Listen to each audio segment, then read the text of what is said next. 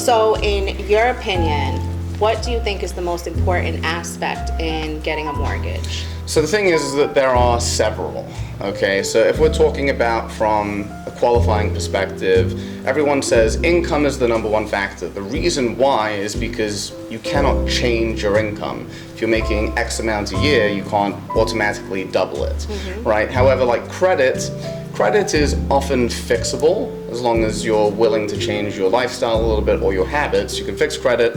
Same when it comes to saving money. You make a few different changes, and this way you have more money for down payment, closing costs, because that's the trifecta, right? Income, assets, and credit is what really comes together to get qualified for a loan.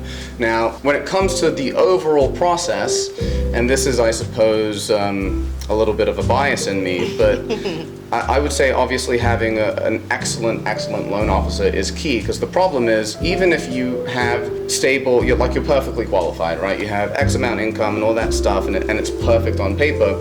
If you have a loan officer that literally doesn't know what they're doing, and unfortunately most don't in our business, I'm really believe that, not that people in the business shouldn't be in the business, but if you don't know what you're doing, you need the right management. Okay, so the issue is that people who are very well qualified will end up with an excellent salesman and a loan officer, right? And then they end up being pre-approved for the wrong amount, going into contract, wasting money on an inspection, on an appraisal, they EMD, they end up losing it, all this crazy stuff. So I would say by far having a reputable loan officer that you know, like, and trust is key. And then another question is, how do you find that loan officer? And an obvious one would be to listen to your realtor, right? And if they refer one or several specific ones, vet them out, but also look at them online. Do they have Google reviews, Zillow reviews? You can look at the Better Business Bureau. You can look at their social media to see if they're active.